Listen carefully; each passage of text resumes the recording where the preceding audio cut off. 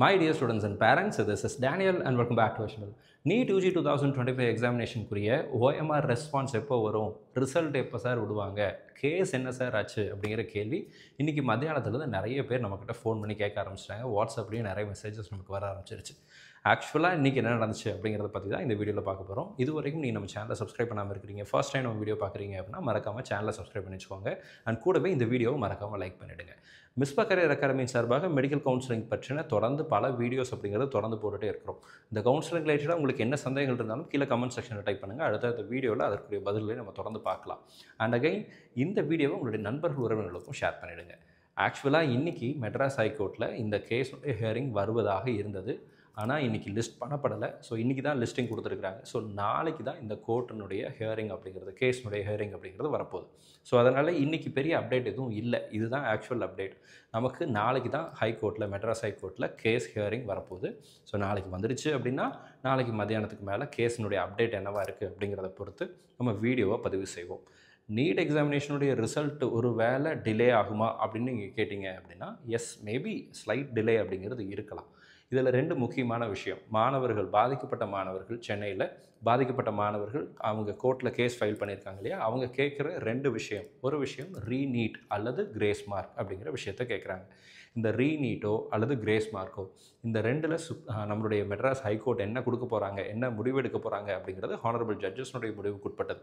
ஆனால் ஒரு கல்வியாளராக நான் இந்த பார்வையில் என்ன பார்க்குறேன் அப்படின்னு சொல்லி கேட்டிங்கன்னா, ரீநீட்டோ அல்லது கிரேஸ் மார்க்கோ ரெண்டுமே நம்மளுடைய ரேங்கை பெரிய லெவலில் அஃபெக்ட் பண்ணக்கூடிய ஒரு விஷயமா இருக்கும் அப்படிங்கிறத பார்க்குறோம். ஏன் சொல்கிறேன் அப்படின்னா, இப்போது ஆக்சுவலாக மத்திய பிரதேஷில் என்ன சொல்லியிருந்தாங்கன்னா, அந்த பர்டிகுலர் சென்டர்ஸ்க்கு மட்டும் ஸ்டே கொடுத்துருக்காங்க. மற்ற இடங்களில் கொடுத்துக்கப்பட்ட அந்த தடை அப்படிங்கிறது விலக்கப்பட்டது. நீட்டினுடைய ரிசல்ட் ஸ்டே பண்ணியிருந்தாங்க இல்லையா, அதை வந்து ரிலீஸ் பண்ணிட்டாங்க எம்பி மத்திய பிரதேஷ் ஹைகோர்ட்டில்.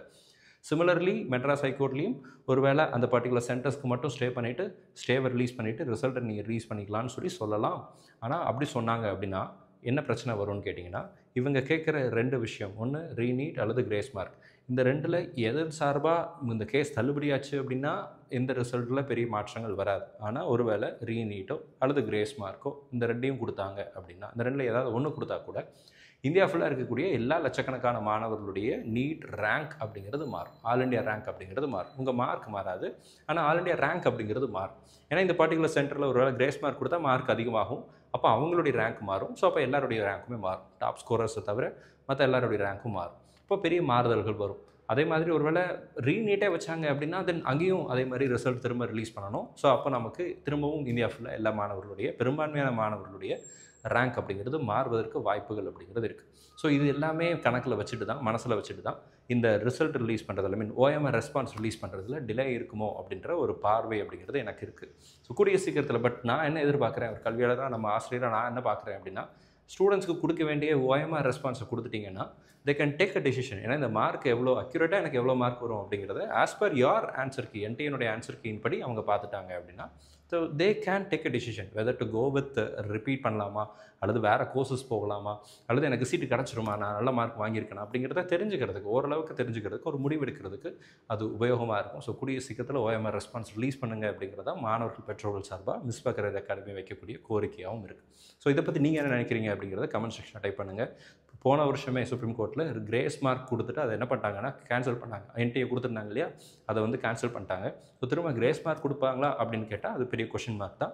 அந்த முடிவை ஹானரபிள் ஜட்ஜஸ் மட்டும் தான் எடுக்க முடியும். அதில் நம்ம கருத்து சொல்ல முடியாது. ஸோ என்ன சொல்ல போகிறாங்க அப்படிங்கிறத நான் வெயிட் பண்ணி தான் பார்க்கணும். ஸோ இது தவிர வேறு ஏதாவது நாளைக்கு அப்டேட் வந்துச்சு அப்படின்னா உடனே நான் வீடியோவை பதிவு செய்கிறேன். மறக்காமல் சேனலை சப்ஸ்கிரைப் பண்ணி வச்சுக்கோங்க. மிஸ்பா கரியர் அகாடமியில் நீட் 2026 ரிப்பீட்டர்ஸ் பேட்ச்னுடைய அட்மிஷன்ஸ் போயிட்டுருக்கு. இந்த ரிப்பீட்டர்ஸ் பேட்ச் அப்படிங்கிறது டெடிகேட்டடாக சில லிமிட்டட் ஸ்டூடெண்ட்ஸை மட்டும்தான் வச்சு நம்ம ட்ரெயின் பண்ண போகிறோம். அண்ட் இந்த சீட்ஸ் அப்படிங்கிறது வந்து சீக்கிரமாக ஃபில் ஆகிட்டு இருக்கு. ஸோ இன்கேஸ் இது வரைக்கும் நீங்கள் ஜாயின் பண்ணால், நான் ரிப்பீட் பண்ணுற பிளானில் இருக்கிறேன், நான் வந்து கண்டிப்பாக டாக்டர் தான் ஆகணும் அப்படின்ற பிளானில் இருக்கிறேன். 2025 நான் எதிர்பார்த்தபடி எனக்கு மார்க் வரல, பட் ஸ்டில் இன்னும் ஒரு வருஷம் கேப் எடுத்து நான் படித்து நல்ல மார்க் வாங்கி டாக்டர் ஆகணும் அப்படின்னு நினைக்கக்கூடிய மாணவர்கள், பெற்றோர்லாம் நீங்கள் இருந்தீங்கன்னா தாராளமாக மிஸ்பா அகாடமியில் ஜாயின் பண்ணலாம். ஸ்க்ரீனில் பார்க்குற நம்பருக்கு நீங்கள் கால் பண்ணுங்கள் அல்லது மெசேஜ் பண்ணுங்கள். Fees details and every other details உங்களுக்கு ஷேர் பண்ணுவாங்க. கோர்சஸ் ஆன்லைன் அண்ட் ஆஃப்லைன் ரெண்டு மோட்லேயும் அவைலபிளாக இருக்குது. ஹாஸ்டல் ஃபெசிலிட்டி தேவைப்படக்கூடிய மாணவர்களுக்கு ஹாஸ்டல் ஃபெசிலிட்டிஸும் இருக்குது. கேம்பஸ்குள்ளேயே இன் கேம்பஸில் கேர்ள்ஸ்க்கும் பாய்ஸ்க்கு செப்பரேட் ஹாஸ்டல் ஃபெசிலிட்டிஸும் இருக்குது. இதை பற்றின இன்னும் கொஞ்சம் டீட்டெயில்ஸ் வேணும் அப்படின்னு நினச்சிங்க அப்படின்னா ஸ்க்ரீனில் பார்க்குற நம்பருக்கு கால் பண்ணுங்கள்.